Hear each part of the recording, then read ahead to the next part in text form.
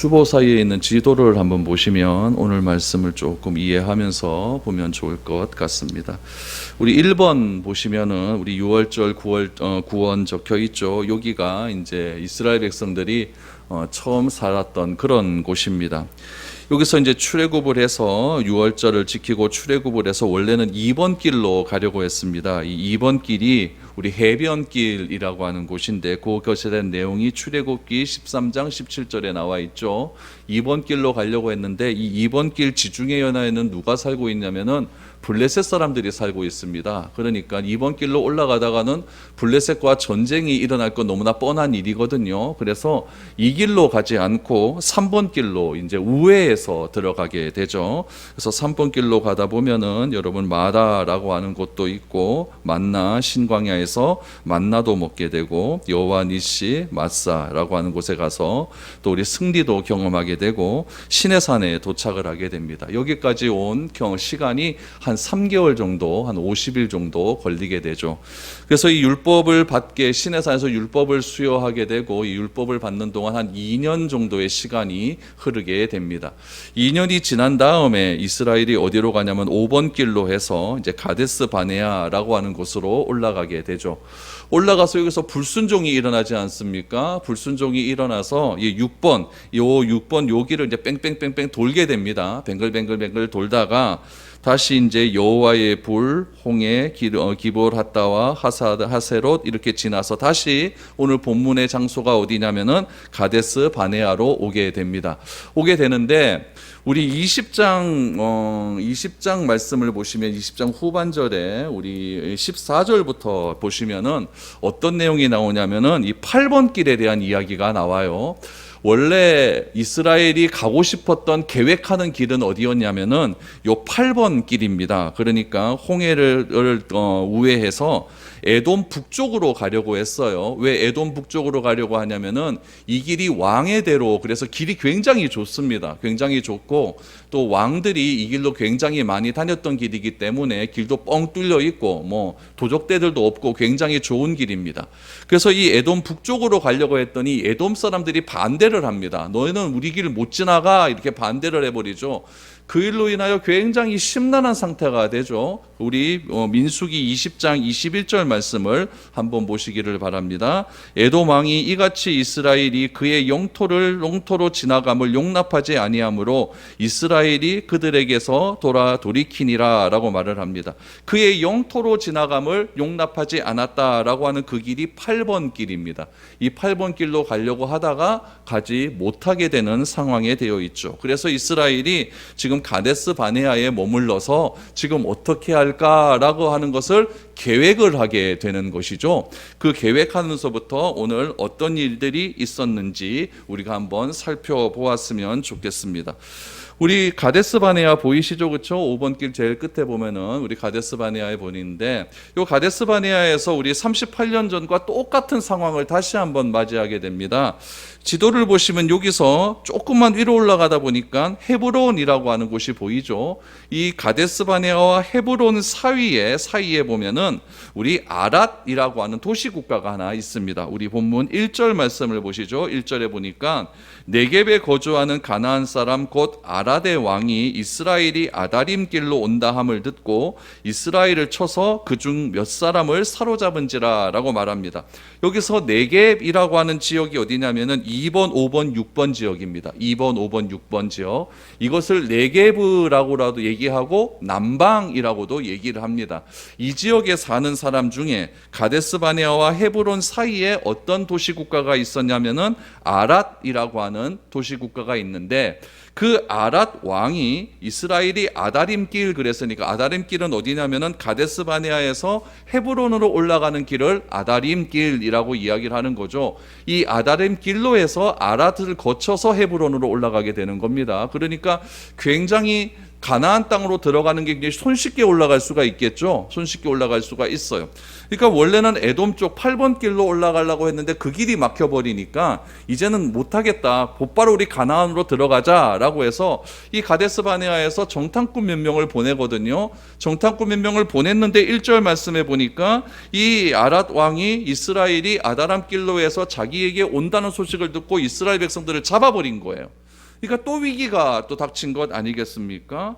이 소식을 이스라엘 백성들이 듣게 되는 거죠. 이 듣게 되었는데 가데스 바네아에서는 이런 일이 있었을 때 불평하고 불만하지 않았습니까? 그런데 여기서는 조금 달라요. 여기서는 우리가 이래서는 안 되겠다라고 하는 생각이 드는 거죠. 그래서 오늘 본문 2절에서 3절 말씀해 보니까 이스라엘이 하나님께 서원하며 기도하기 시작을 합니다. 뭐 어떻게 기도하는가 보시기 바랍니다. 2절입니다. 이스라엘이 여호와께 서원하여 이르되 주께서 만일 이 백성을 내 손에 넘기시면 내가 그들의 성읍을 다 멸하리이다. 여호와께서 이스라엘의 목소리를 들으시고 가나안 사람을 그들의 손에 넘기심에 그들과 그들의 성읍을 다 멸하리라. 그러므로 그곳 이름을 호르마라 하였더라 라고 말을 합니다. 이스라엘 백성들이 하나님께 기도를 하는데 여기서 특별한 단어가 하나가 나와요. 3절에 2절에 보니까 여호와께 서원했다라고 말을 합니다. 여러분, 여호와께 서원을 하며 기도를 하는 거예요. 기도를 하는데 가나안 사람들을 그들의 손에 넘기셨습니다. 그러니까 이스라엘 백성들의 기도를 하나님께서 들으셨다는 이야기겠죠. 그래서 이스라엘 백성들이 하나님께서 기도를 들으셨고 하나님께서는 그 아랏 성읍을 이스라엘 손에 넘겨주셨기 때문에 그 성읍의 이름을 뭐라고 지었냐면은 호르마, 완전히 멸하다라고 하는 호르마라고 하는 그런 새로운 이름을 짓게 되었습니다. 그러면 여러분 생각해 보시죠. 이들이 서원하는 내용이 어떤 내용이었길래 하나님께서 그들을 이스라엘 손에 붙이셨는가가 중요한 것 아니겠습니까? 우리는 보통 서원할 때 하나님과 약속할 때 어떤 내용을 약속하냐면은 하나님께서 내 소원을 들어주시면 내가 이렇게 하겠습니다. 이런 게 대다수예요. 그리고 하나님 내가 이거 하겠습니다 라고 하는 그런 나중심적인 생각에서 그렇게 서원을 많이 하죠. 하나님 요거 해주시면 내가 좀 어떻게 할게요. 요것만 해결해 주시면 내가 어떻게 할게요. 요것이 보통 우리들이 대다수 하는 그런 서원의 내용들입니다. 그런데 이스라엘의 요번에 서원은 좀 달랐다는 이야기죠. 그들의 서원과 헌신과 맹세가 새로운 것이 아니라 하나님께서 우리에게 이 땅을 주시기로 했으니까 이 땅을 점령하기 위해선 이 백성이 멸망당해야 된다. 약속에 근거한 서원이에요. 그러니까 하나님의 철저한 약속을 붙들고 이들이 서원했다는 거죠. 나 중심적으로 내가 무엇을 원하는 것 때문에 서원한 것이 아니라 하나님께서 주신 약속을 이루기 위해서 내가 필요하다라고 하는 그런 내용의 소원이 들어갔으니까 하나님께서 그 소원을 들을 수밖에 없는 상황이 되어버린 것이죠. 그래서 하나님께서 그 주시겠다고 하는 약속을 이루기 위해서 내가 하나님 기도합니다. 하나님께서 주신 약속을 땅을 이루기 위해서 내가 하나님께 기도하고 소원할 테니까 하나님 들어주십시오 라고 이야기를 했더니 하나님께서는 그 약속대로 이루어 주셨다라는 것이죠. 결국 거룩이라고 하는 것은 무엇이냐면은 우리 거룩이 중요하다고 하지 않았습니까? 거룩이라고 하는 것은 하나님의 약속을 근거로 해서 내가 실천하며 순종하는 삶이 거룩이라는 거예요. 그냥 내 기준에 의해서 내 마음대로 내 생각이 이것이 맞는 것 같으니까 하나님께 순종하겠습니다. 이게 아니라 하나님 말씀이 근거예요. 하나님의 말씀이 기준이에요. 그 기준대로 내가 순종하며 헌신하겠습니다를 실천하는 삶이 뭐라고요? 거룩이라는 이야기예요. 오늘 이 서원의 내용이 하나님 마음에 딱 맞아 떨어지는 거죠. 그러니까 하나님께서 그 백성을 이스라엘 손에 붙여버리시는 것 아닙니까? 그리고 완전히 그 땅 백성들을 멸해버렸습니다. 그래서 그곳 이름을 호르마라라고 말을 합니다. 그러면 여러분, 우리가 이 정도 했으면은, 이 정도 약속대로 됐으면은 이스라엘 백성들의 계획이 뭐예요? 지금 호르마, 지금 이 아랏 지방을 지나서 헤브론을 지나서 가나안 땅으로 들어가는 게 이스라엘의 백성들의 계획 아닙니까? 첫 번째 계획은 일단 끝났어요. 그렇죠? 8번 길로 가려고 했던 하나님, 이돔 사람들이 못 가게 했으니까.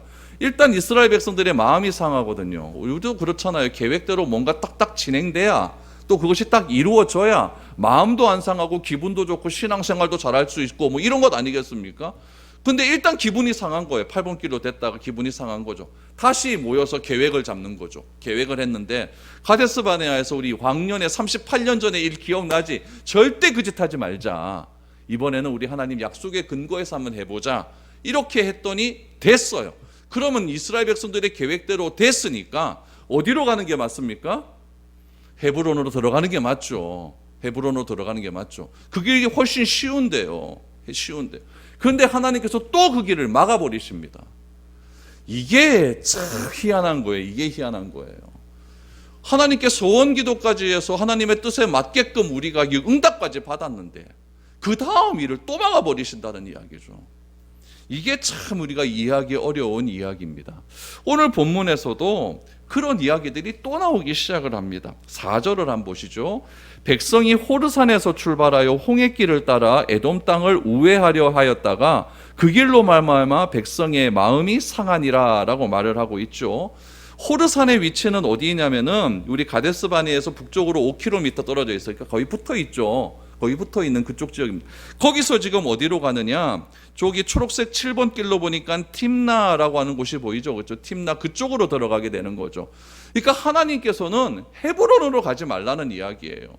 팀나 지역으로 우회를 해서 오늘 4절에 보니까 홍해길을 따라 에돔 땅을 우회하려 하였다가 라고 하는 길이 어디냐면 9번 길입니다. 그러니까 팀나를 지나서 홍해 북쪽에서 그렇게 지금 에돔 땅으로 그렇게 들어가라 라고 말을 하는 거죠. 그러니까 지금 8번 길이 훨씬 더 좋은 길인데 그쪽은 막혔고 8번, 지금 9번 길로 지금 들어가라 라고 이렇게 말씀을 하고 있는 거죠. 여러분, 이 9번 길은요 굉장히 좋지 않은 곳입니다. 에돔 동쪽은요 여러분 8번 길이죠. 에돔 동쪽은 지형도 좋고 길도 좋고 어렵지 않습니다. 그러나 이 홍해길로 가는 이 9번 길은요 무엇이라고 이야기하면 아라바 광야라고 해요. 아라바 광야. 아라바 광야인데 이곳은요 어떠냐면 사해하고 지금 가히 붙어 있는 곳 아닙니까? 요 9번 길 중간에 모함 옆에 보면 동그랗게 허옇게 보인 게 이게 사해 바다거든요. 사해 바다는 지금 지표면보다 낮잖아요. 그렇죠? 낮으니까 이 아라바 광야도 지표면보다 낮습니다. 일단은 낮고 여기는 소금이 굉장히 많은 지역 아닙니까? 여러분 우리 해수욕 가보셨겠지만은 해수욕 가서 우리 막 태양빛이 막 그렇게 막 때려지고 이러면 소금에서 날라오는 그 찝찝함, 또 습도, 태양 열기 이것이 굉장히 힘들어요. 그래서 그늘이 없으면 도저히 있을 수가 없으니까 다 파라솔 치고 있는 것 아니겠습니까? 그러다가 바람 하나 들어오면 아유 시원하다 이러잖아요. 그러니까 이 홍해길에서 이 9번 길로 가는 이 길이요 지표면보다 낮거든요. 마이너스 거의 한 200 정도 됩니다. 그러니까 습도가 일단 많아요. 땅에 습한 기운이 팍 올라오죠. 여기는 한낮에 온도가 거의 한 50도 가까이 올라가거든요. 이러면 사람 죽는 겁니다. 그러니까 이 4절 말씀에도 보니까 뭘로 마음이 상한 거예요? 길 때문에 마음이 상한 거예요. 길 때문에 마음이 상한 거죠. 그러니까 이런 상황을 이해하면 왜 길 때문에 마음이 상했는가라고 하는 것이 충분히 이해가 되는 것이죠. 우리도 올여름 지날 때에 한 35도 이렇게 지나다가 습도 세고 이러니까 걸어가는 것 자체가 막 화가 나고 그러지 않습니까? 길 때문에 마음이 상하는 거죠. 온도 때문에 마음이 상하는 거고요. 그러니까 이 구름 기둥이 없었다고 한다면 노약자와 어린이들은 다 쓰러졌습니다. 이건 탈진해가 다 쓰러지는 그런 일이죠. 이렇게 열악한 환경 속에 만나와 메추라기가 의미가 있을까요? 이 맛도 없습니다. 더군요. 만나와 메추라기의 의미가 없고요. 50도 이상 올라가는 그런 온도 속에서 백성들은요 원망이 저절로 나올 수밖에 없어요. 거기다가 아랏 왕과의 전쟁에서 승리를 했잖아요. 승리해서 이스라엘 북쪽으로 반나절만 가면 어디 가냐면 헤브론이 있어요. 헤브론은 여러분 아브라함이 굉장히 중요시하는 그런 지역 아닙니까? 아브라함의 족장들의 무덤이 있는 그런 곳이죠. 헤브론까지만 딱 가면 가나안 땅 다 들어간 거예요. 그런데 헤브론으로 오지 못하게 하고 오히려 홍해 북쪽으로 가는 홍해길로 그들을 하나님께서 인도하신 거죠. 구름 기둥이 자꾸 그쪽으로 가는 거예요. 그쪽으로 가는 거죠. 그러니까 백성들의 마음이 상하지 않을 수가 없는 거예요. 상하지 않은. 하나님께서 그럼 왜 하나님께서 구름 기둥을 헤브론으로 인도하지 않으시고 이 가나안 땅 다시 좀 돌러가는 굉장히 원망과 불평이 나올 수밖에 없는 그런 쪽으로 구름 기둥을 인도하셨을까? 가만히 생각해 보니까 여러분 이것은 딱 하나밖에 없어요. 이제는 마지막 목적지를 앞에 두고 이스라엘에게 마지막 시험을 하시는 거죠. 그 시험의 1번 문제가 무엇이냐면은 원망할 수밖에 없는 상황 속에서도 감사할 수 있느냐 이겁니다. 환경을 초월한 감사가 우리에게 올 수 있느냐, 나에게 처한 배경을 초월한 감사가 우리에게 올 수가 있느냐. 감사를 잊지 말라라고 하는 것은 여러분 다른 말로 하면은 하나님에 대한 신뢰를 저버리지 말라라는 거예요. 여러분 언제 감사가 많이 나옵니까? 내가 뭔가 계획하는 일이 이루어졌을 때 감사가 많이 나오잖아요. 근데 내가 뭔가 실패했을 때 감사가 나온다는 것, 이거는 여러분 쉽은 일이 아닙니다. 그런데 내가 계획하는 일이 내 계획대로 되지 않고 내 계획대로 가면 훨씬 환경 좋게 목적지에 다다를 수 있을 것 같은데 내 계획이 아닌 다른 계획으로 갔더니 환경은 더 안 좋아지고 더 어려운 상황이 펼쳐졌다라고 한다면은 여러분 감사는 굉장히 나오기가 어려운 문제라는 이야기죠.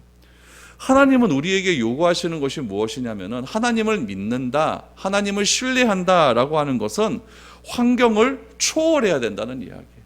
나에게 주어진 그 상황을 초월하는 감사가 있어야 된다는 이야기죠. 왜 그럴까요? 그것이 하나님의 뜻이기 때문에 그렇습니다. 그래서 바울은 항상 기뻐하라, 쉬지 말고 기도하라, 범사에 감사하라 라고 하는 것이 환경을 초월하는 감사를 이야기하는 것이고, 이것이 그리스도 예수 안에서 우리에게 주어지는 하나님의 뜻이다 라고 말을 했다는 이야기죠. 그러므로 우리에게 오늘 본문 말씀 속에서, 본문의 환경 속에서 우리에게 요구되는 것은 상황이 어떻다 할지라도 하나님을 진심으로 신뢰하고 믿는다면은 우리 입에서 감사함이 나올 수 있기를 바랍니다. 어떤 환경 때문에 감사가 아니라 환경을 초월한 감사가 우리에게 나와야 됩니다. 여러분 지금 4절까지는, 여러분 3절까지는 이스라엘이 굉장히 하나님께 감사했을 거예요. 와, 드디어 이 호르마 완전히 멸하지 않았는가 이렇게 나왔는데, 이 길로 인하여서 마음이 상해버리니까 또 이스라엘의 마음 가운데 무엇이 나올까요? 불평, 불만, 원망이 3종 세트가 또다시 나오기 시작하는 것이죠. 뭐라고 불평하는지 또 5절을 보시기 바랍니다. 5절입니다. 백성이 하나님과 모세를 향하여 원망하되 어찌하여 우리를 애굽에서 인도해 내어 이 광야에서 죽게 하는가? 이곳에는 먹을 것도 없고 물도 없도다. 우리 마음이 하찮은 음식을 싫어하노라 하매라고 말합니다. 여러분 이게 이 하찮은 음식이 뭐겠어요? 만나와 메추라기 아닙니까? 환경이 이래져 버리면은 그렇게 감사하며 먹었던 것들이 다 싫어지는 거예요. 여러분 이제 우리 한 달 지나면 이제 추석 아닙니까? 추석 되면 제일 힘든 게 뭐예요? 음식하는 거죠. 뭐 딴 거 뭐 있습니까? 음식하는 거. 요번에는 누구 집에서 모이는가 이거 힘들고, 음식하는 거 힘들고 이렇다는 거죠. 저희 집도 그래요. 저희 집도 뭐 어머니 그 시지에 계시는데 시지에 동생하고 같이 있지 않습니까? 그 집에 가서 뭘 먹을까? 이게 힘든 거예요. 뭘 먹어야 되는가? 꼴랑 우리 식구 모여봐 10명도 안 됩니다. 근데 뭘 먹을까? 이게 어려운 거죠. 어디에서 모여야 되는가? 이게 어려운 거죠. 그 먹고 난 다음에 뭘 해야 되는가? 이게 어렵죠. 송현동에서도 모여도 똑같아요. 10명 안 됩니다. 안 되는데 요번 추석 때는 뭘 먹을까? 이거 결정하는 게 어려운 거예요. 그러니까 뭔가 보급이 되어야 되는 것 아닙니까? 여기도 똑같은 거예요. 지금 10명도 안 되는 식구가 아니라 얘네들은 몇 식구의 식구가 몇 명입니까? 200만 명. 200만 명 애들 뭘 어떻게 먹여야 될까? 이게 시급한 것 아니에요? 어떻게 마셔야 될까? 이거 시급한 것 아니에요? 먹었으면 또 배출해야 되잖아요. 그 배출물은 다 어떻게 해야 됩니까? 이 쉽지 않은 생활이에요. 쉽지 않은 생활. 그러니까 이스라엘 백성들이 껐딱하면 왜 우리에게 먹을 거 안 주십니까? 이렇게 하는 이유가 있는 거예요.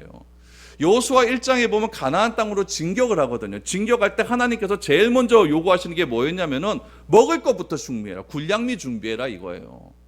우리나라 인천 상륙작전 할 때요, 메가더 장군이 탁 들어서 인천에 딱 들어오지 않았습니까? 그 뒤에 항공모함이 몇 대 있었는지 아십니까? 7척이 있었어요.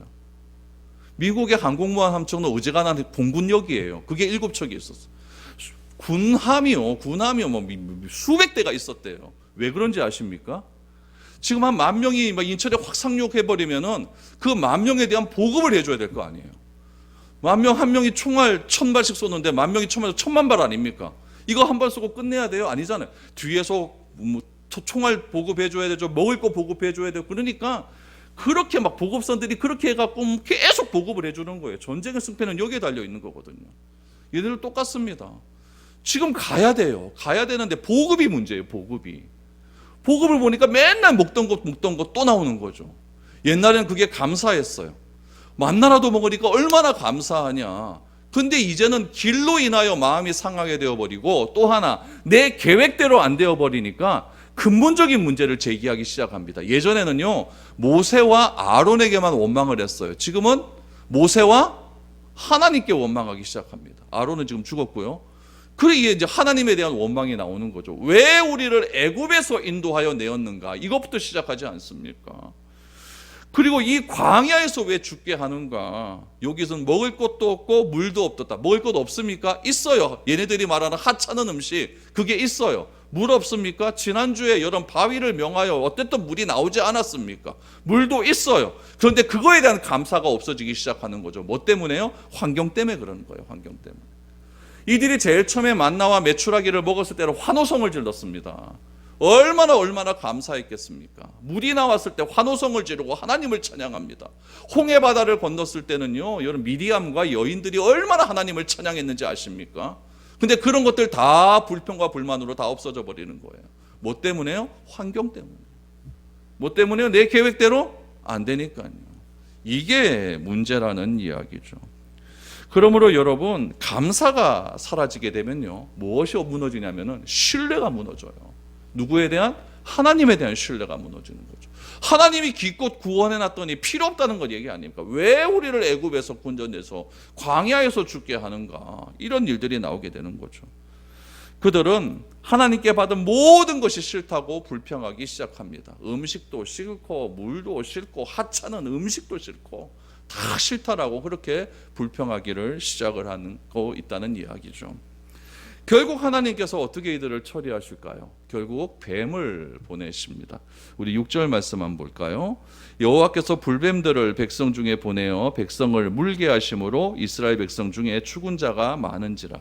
불뱀을 보낸 장소가 어디냐면은 여러분 저기 7번 길을 보시면 팀나라고 하는 장소, 팀나, 여기가 불뱀을 보낸 장소입니다. 팀나라고 하는 것은 이스라엘에 가보면요, 팀나 국립공원으로 정해져 있어요. 팀나 국립공원인데 여기는 자기 차를 가지고 들어가야 됩니다. 광야길이니까 굉장히 멀어요. 제가 사진 몇 장 보내드릴게요. 제가 여기 갔었어요. 갔는데 이렇게 생겼어요. 그러니까 잘 보이실지 모르겠는데 화면이 다 벌겋습니다. 왜 벌겋냐면 구리가 많아서 벌게요. 땅 자체가 벌게요. 아무것도 없지 않습니까? 벌건 곳. 이곳을 지금 이스라엘 백성들이 지나다니는 거죠. 또 다음 장 보시기 바랍니다. 이렇게 생겼어요. 그냥 이런 게요, 끝없이 펼쳐져 있어요. 이런 것만 보이는 거예요. 다음 장 보시기 바랍니다. 이 길을 걸어간 거죠. 접니다. 이 길을 걸어가는 거죠. 이 길을. 저는 그때 모자라로 썼겠죠. 저 사람들은 와, 이런 길을요. 또 한 번 보시면은 이게 저 바위산 꼭대기에 올라가서 제가 한번 본 거예요. 경치는 좋습니다. 하여튼 한 번 가면 좋아요. 근데 저기서 저렇게 30년 동안 산다? 이거는 안 되는 거죠. 이런 것을 계속 걸어가는 거예요. 계속 걸어가는 거죠. 그러니까 경치 좋은 것도 하루 이틀이죠. 그냥 이거는 굉장히 심란한 곳이에요. 이곳에 무엇이 있냐면요, 신전이 있어요. 신전이 있는데 무슨 신전이 있냐면은 뱀을 섬기는 신전이 있어요. 뱀을 섬깁니다.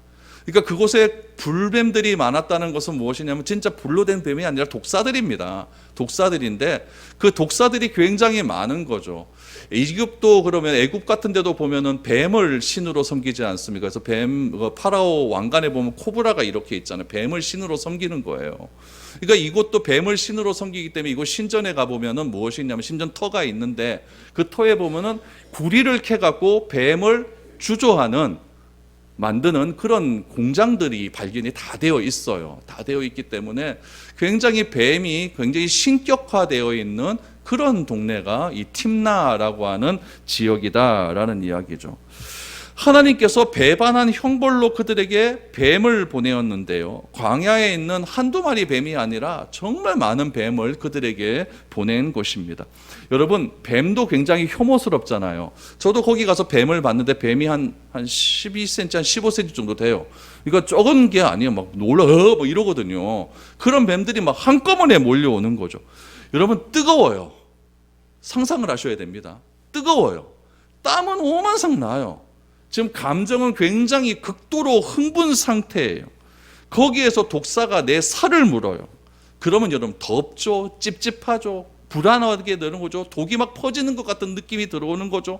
내 옆에 사람들이 독사에 물려서 죽는 걸 내가 보고 있는 거죠. 그러면 극한의 죽음의 공포가 막 밀려오기 시작하는 거죠. 그리고는 이들이 그런 상황 속에서 뒤늦게 후회하기 시작을 합니다. 모세 지도자여, 우리를 살려주십시오 라고 뒤늦게 후회하기 시작하는 것이죠.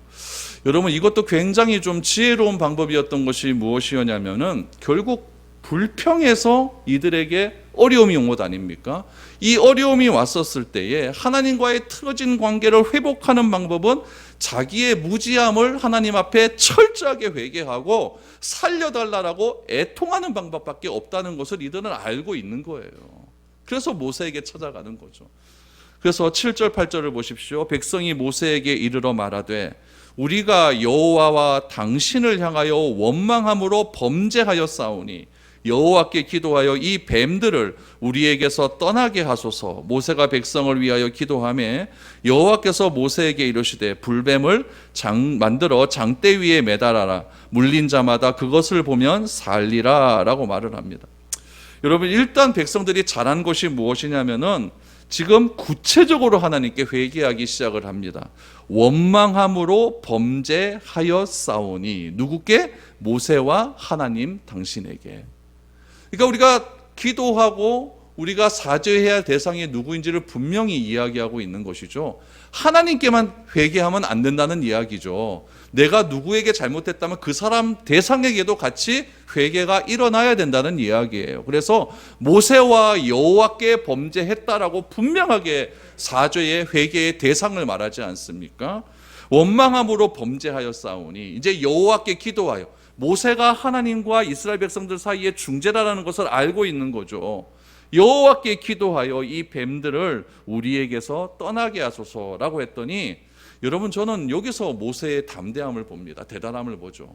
모세가 백성을 위하여 기도했다라고 말을 하고 있죠.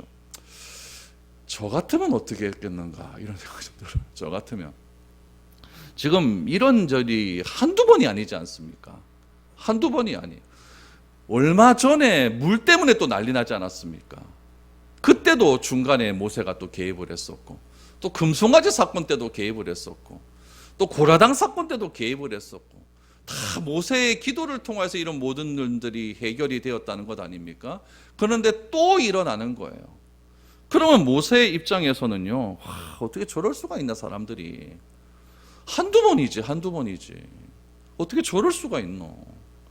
한 번 저렇게 시게 당하고 내 앞에서 그렇게 사람들이 많이 죽어가는 것을 봤으면은 어지간하면 이제 좀 나아져야 되는 것 같은데 어떻게 또 와서 이러는가, 이렇게 마음이 들 수 있는 것 아니겠습니까?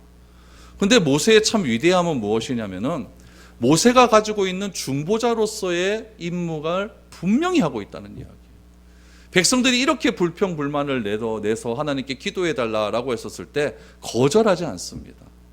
모세는 곧바로 하나님께 기도하여서 이 뱀들을 우리에게서 떠나게 하소서라고 말하면서 모세가 백성을 위하여 기도했다라는 말을 분명히 이야기하고 있다는 이야기죠.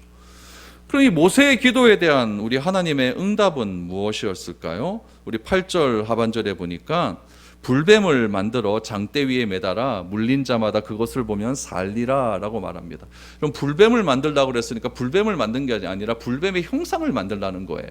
불뱀의 형상을 무엇으로 만듭니까? 놋으로 만드는 거예요.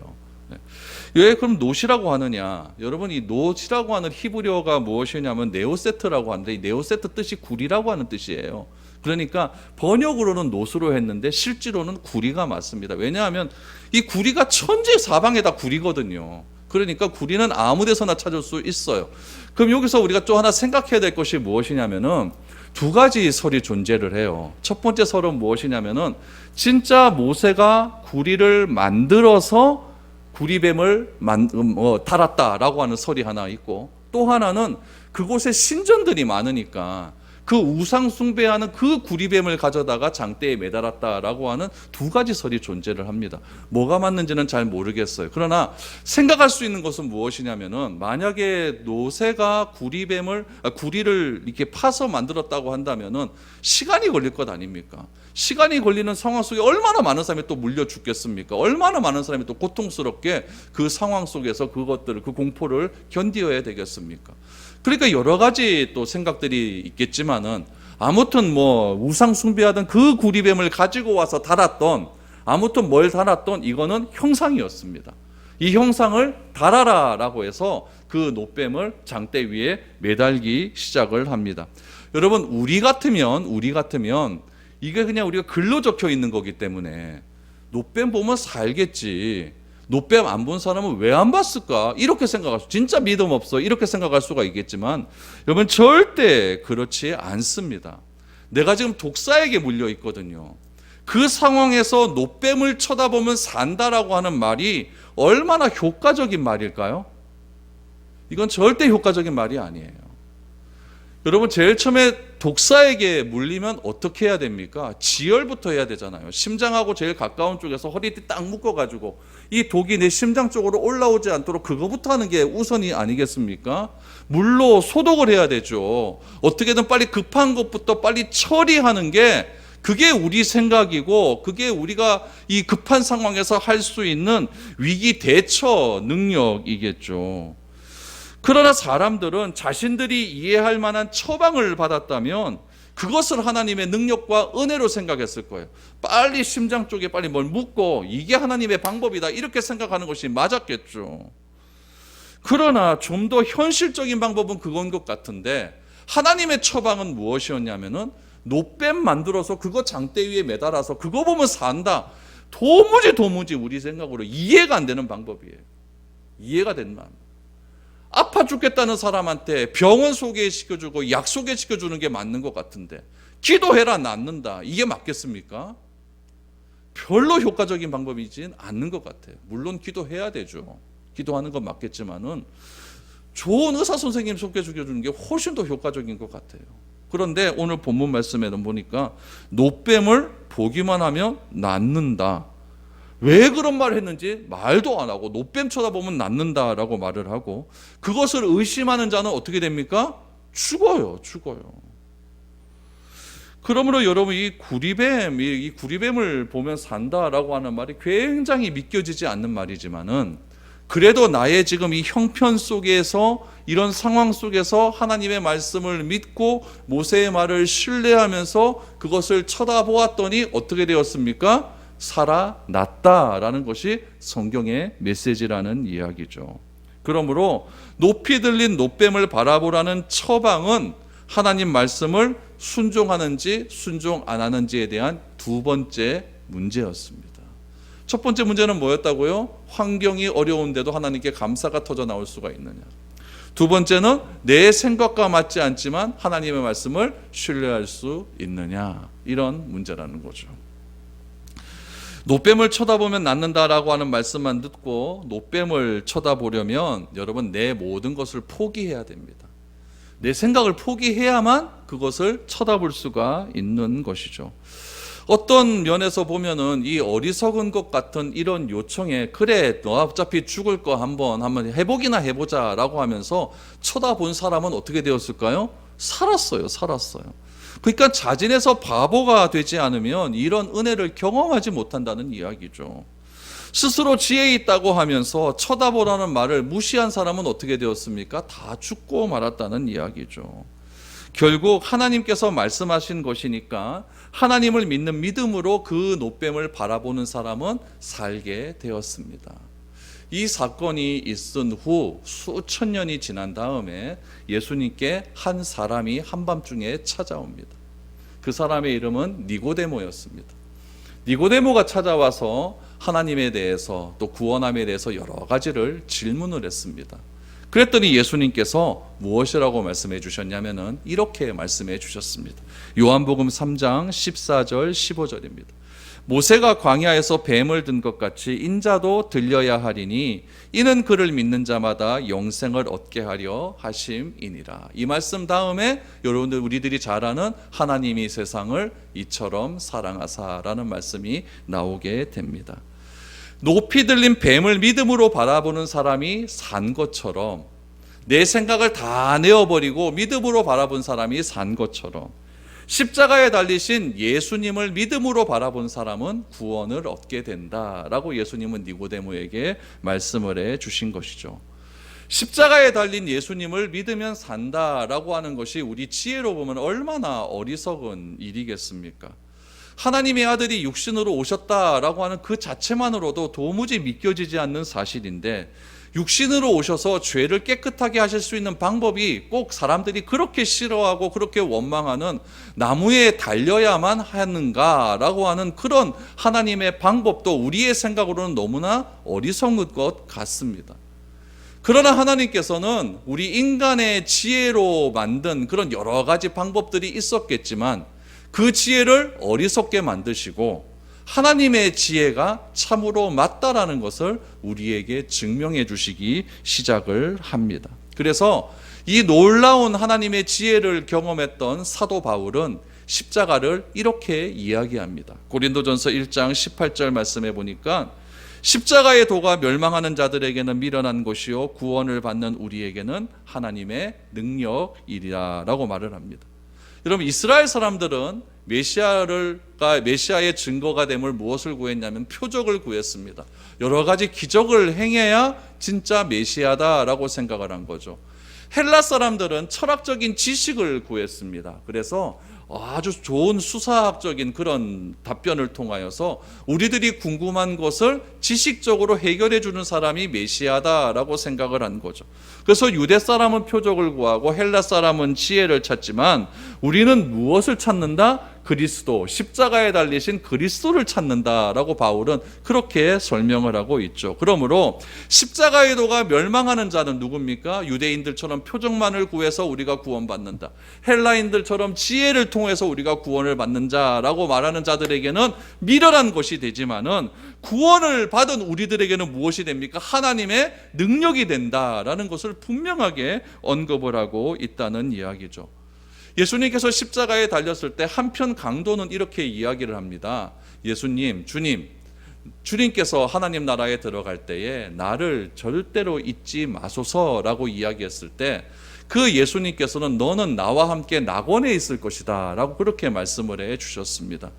십자가에 달린 그 한편 강도가 완전히 같은 죄목으로 그렇게 달린 그 예수를 향하여서 말한 것이 무엇이었냐면은 저 예수가 도대체 무엇을 구원할 수가 있겠느냐라고 그렇게 생각할 수 있었겠지만, 그럼에도 불구하고 이제 절망적인 상황에서 나를 기억하소서라고 하는 그 미련한 고백 하나가 결국 그를 구원으로 이끌었지만, 또 다른 편의 한 한도는 결국 그는 예수님을 저주하고 그렇게 죽어버리는 일이 일어나지 않았습니까?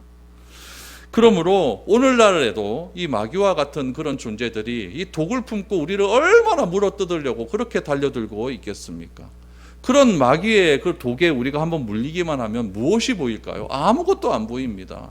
찌질어지는 환경만 보이겠죠. 왜 나를 이곳에 보냈는가? 왜 나를 예수 믿게 했는가? 나는 왜 이렇게 안 되는가? 이런 환경들과 상황들만 보이겠죠. 그러나 그런 환경들과 상황들, 다시 말하면 불뱀에 물려서 자신의 처지를 비관하고 낭망하고 십자가를 바라보면 저 불뱀, 노뱀을 바라보면 산다라고 하는 모세의 말을 무시하고 자기의 생각만을 강조했던 사람들은 다 어떻게 되었습니까? 다 죽었습니다. 그러나 그런 것들을 우리가 한번 뒤돌아 놓고 일단 한번 주님을 한번 바라보자, 주님의 십자가를 바라보자라고 말했던 사람들은 어떻게 되었을까요? 다 살 수 있게 되었다라는 것이죠. 그러므로 그리스도를 믿음으로 바라보는 사람들은 살지만 그렇지 않은 사람들은 죽게 된다라는 이야기죠. 참 놀라운 사실은 무엇이냐면은 그리스도를 믿음으로 바라보지 않으면 십자가도 뭐가 되느냐? 우상이 될 수가 있습니다. 그 이야기가 어디서 나오느냐? 히스기야 시대 때 나옵니다. 우리 열왕기하 18장 4절 말씀을 보시죠. 그가 여러 산당들을 제거하며 주상을 깨뜨리며 아세라 목상을 찍으며 모세가 만들었던 놋뱀을 이스라엘 자손이 이때까지 향하여 분향함으로 그것을 부수고 느우스단이라 일컬었더라 라고 말을 합니다. 과거 이스라엘 백성들이 뱀을 만들어 우상으로 섬겼을 때에 히스기야 왕이 그것을 가루로 만들어 버렸다라고 말을 하고 있습니다.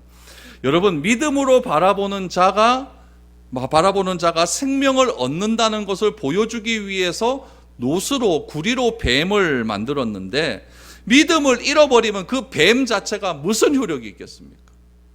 믿음을 잃어버리고 십자가를 바라보면 그 십자가가 무슨 효력이 있겠습니까? 십자가는 우리에게 절망을 주거든요. 누가 십자가에 달리고 싶겠습니까? 그래서 율법에도 나무에 달린 자마다 다 저주를 받을 것이라고 말하지 않았습니까? 그러나 우리가 십자가를 믿음으로 바라볼 때 그 십자가의 능력이 우리에게 구원을 주시고 생명을 주는 것처럼, 오늘 본문에 나온 이 놋뱀도 믿음으로 바라보았을 때 그것이 나에게 생명이 되는 것이지. 여러분, 무엇이 우리에게 중요한 것일까요? 오늘 히스기야 왕 때에 이 히스기야가 부수었던 이 놋뱀이 진짜 모세가 만들었던 놋뱀이었을까요? 지금 모세 때부터 히스기야 시대 때까지 약 800년의 시간이 흘렀습니다. 그럼 800년 동안 그 놋뱀을 잘 관리했었을까요? 만일 모세가 만든 놋뱀이 800년이 지난 히스기야 때까지 잘 보존되었다고 한다면 성경에 뭐가 기록되어 있어야 되냐면은, 솔로몬이 성전을 만들었을 때에 다윗의 천막에 있었던 모든 기자재를 다 그쪽으로 옮깁니다. 옮길 때 역대상에 보면 그걸 다 옮기거든요. 옮길 때 정말 중요하게 옮겼어요. 하나님께서 선택하시고 하나님께서 옮기라고 말하신 그런 레위 자손들을 통해서 그것들을 하나하나 다 옮겼다고요. 그럼 그 옮기는 그 내용 속에 구리의 놋뱀이 있었을까요? 거기에 없습니다. 없어요. 그럼 이 놋뱀은 누가 만들었을까요? 히스기야가 제거한 놋뱀은 모세가 직접 만든 것이 아니라 모세의 놋뱀과 같은 모양으로 후대에 누가 만들었겠죠. 만든 이유는 무엇이었을까요? 모세의 일을 생각하면서 놋뱀 만드는 것을 당연하게 여겼을 것입니다. 당시 뱀을 숭배하는 가나안인들의 그런 종교적인 영향도 있었을 것이고, 메소포타미아 지역에 수많이 펼쳐져 있던 뱀을 숭상하는 그런 풍습들, 그런 것들의 영향을 받아서 우리들도 이것을 섬기면 무엇인가 이루어지지 않을까라고 하는 그런 마음 속에서 명분은 모세 때 시대 때 그 명분을 갖다 놓는 거죠. 그것이 언제까지 있었다고요? 히스기야 시대 때까지 있었다는 것이죠. 그래서 히스기야가 놋뱀을 제거한 것은 모세의 놋뱀이 우상시되었기 때문이 아니라 뱀 숭배 사상이 가나안 종교와 너무나 밀접한 사상이 되어 있었기 때문에 하나님께서 모세 시대 때 하셨던 그 메시지가 정확하게 전달 안 되니까 부셔버린 것입니다. 오늘날 우리도 마찬가지입니다. 우리도 마찬가지죠. 우리가 하나님의 말씀을 그 말씀대로 잘 전달받고 잘 읽고 잘 내가 하나님의 말씀대로 내가 받아들이는 것이 중요한 것이지, 어떤 한 사람의 특정한 한 사람의 해석과 특정한 한 사람의 잘못된 해석을 여러분들에게 지속적으로 주입을 해서 여러분들이 그 말씀이 진짜 그것 외에는 다른 말이 다 틀렸다라고 생각을 해버린다면은 이거 히스기야 때 만든 이 놋뱀과 무슨 차이가 있겠습니까? 그렇게 하는 사람들이 누굽니까? 다 이단들이 그렇게 하는 거잖아요. 이단들이, 교주들이 다 그렇게 하는 것 아닙니까? 자기가 한 말 아니면 다 틀리다. 하나님은 불뱀 사건을 통해서도 이런 불평할 수밖에 없는 상황에서 보여줄 수 있는 최고의 믿음은 무엇이냐? 그리 아니하실지라도 하나님을 내가 신뢰하겠다, 이것을 요구하고 있는 거예요. 하나님은 우리가 최악의 상황에서도 최고의 감사를 드리시기를 원하고 있습니다. 그러므로 우리의 믿음은 환경에서 출발하는 것이 아닙니다. 우리의 믿음은 하나님에서 출발해야 됩니다. 그래야만 환경에 의해서 우리의 믿음이 좌지우지가 되는 것이 아니지, 여러분, 하나님에 의해서만 출발된 믿음만이 절대로 우리를 바른 길로 인도할 수 있다라는 사실을 꼭 기억할 수 있기를 바랍니다. 여러분들의 상황, 여러분들의 환경 참 힘들죠. 어렵죠. 요즘 뭐 되는 게 뭐 있습니까? 다 어려운 상황입니다. 그런 상황 속에서도 우리의 입술에서 감사가 떠나지 않기를 축복합니다. 그래서 이런 감사의 생활이 늘 언제나 일어남을 통해서 환경을 초월할 수 있는 그 하나님을 신뢰하는 믿음이 우리 가운데 날마다 넘쳐날 수 있는 그런 저와 여러분들의 삶이 될 수 있기를 축복드립니다.